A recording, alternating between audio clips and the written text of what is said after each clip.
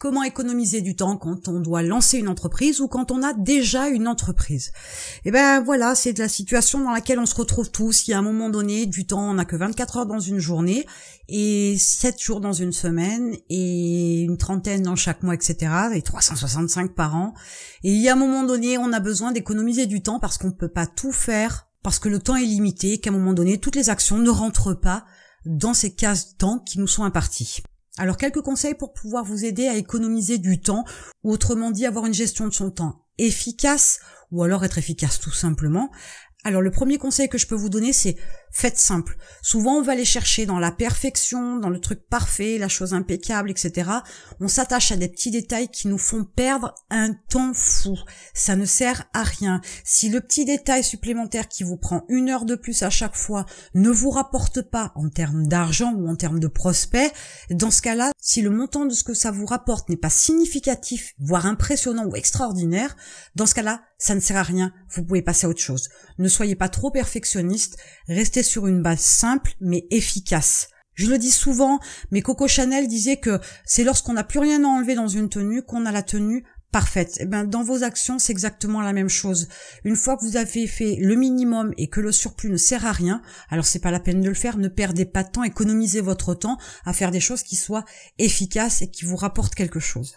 Le deuxième point pour l'économie du temps, c'est faites 2 choses à la fois, même si quelque part on peut pas complètement faire 2 choses à la fois, mais vous pourriez très bien écouter un livre audio pendant que vous faites le ménage.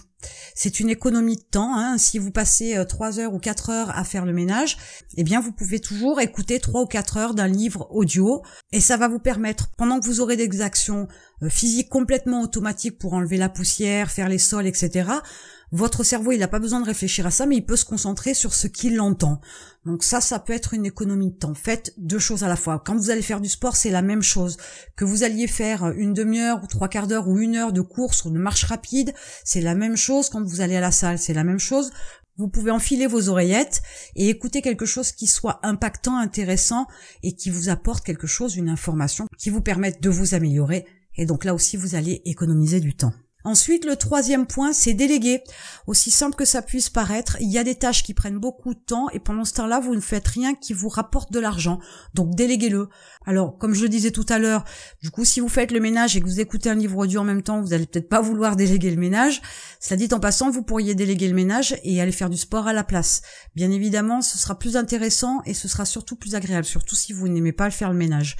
Mais pour en revenir à votre entreprise, il y a peut-être tout un tas de tâches qui vous prennent énormément de temps et c'est pas où c'est le plus important pour vous en termes d'action. Il vaut mieux créer quelque chose qui vous rapporte que faire des tâches par exemple administratives. Alors vous en avez besoin bien évidemment, mais c'est pas ce qui va créer la richesse dans l'entreprise. Ça, tant qu'à faire, autant le déléguer. Alors il y a encore une autre approche, celle de simplifier vos processus.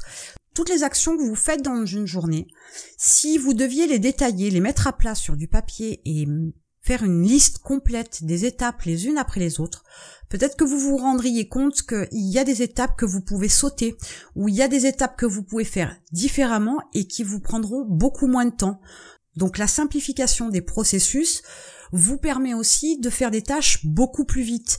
Et peut-être aussi que c'est l'occasion de pouvoir le déléguer pour que la personne qui va faire ces tâches-là soit bien plus efficace et bien plus rentable pour vous.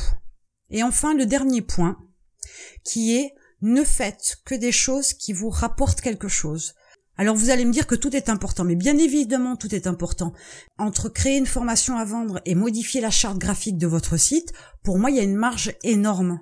Bien évidemment on parle de charte graphique, je parle pas de réajuster les formulaires ou de les changer ou de les modifier parce que vous changez d'autorépondeur, c'est pas l'idée, mais si par exemple le logo il est trop grand, vous le refaites. Le logo c'est pas à vous de le faire, il y a un moment donné il faut comprendre que il est plus important pour vous de créer quelque chose, de produire quelque chose qui se vendent, plutôt que de modifier son contenant.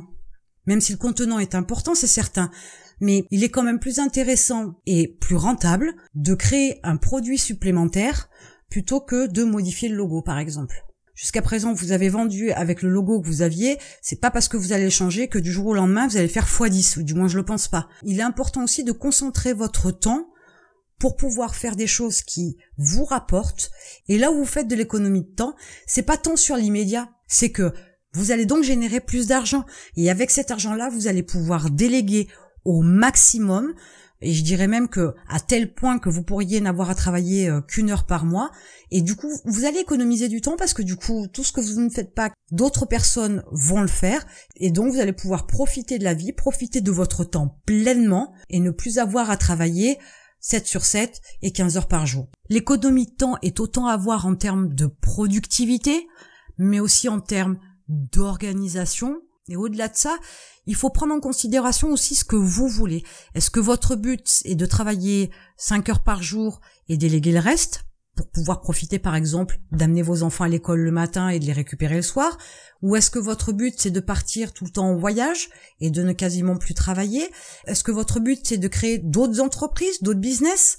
Donc tout ça est à définir aussi en fonction de ce que vous voulez. Et l'économie de temps, je pense qu'elle est plus à regarder en termes d'apport, de bien-être et de liberté de temps et d'action plutôt qu'en termes d'organisation ou en termes de productivité. Bien sûr, l'un va pas sans l'autre, mais il est aussi important de définir un but dans l'économie de temps parce que c'est aussi ce qui va vous permettre de choisir quelle technique, quelle stratégie utiliser pour pouvoir avoir ce que vous voulez. Maintenant que vous avez toutes ces informations-là et que vous avez du temps, vous allez pouvoir monter un business en ligne. Je vous ai mis un lien dans la description, cliquez dessus, vous accéderez à des vidéos pour préparer votre projet et démarrer avant ce soir. Et je vous retrouve de l'autre côté.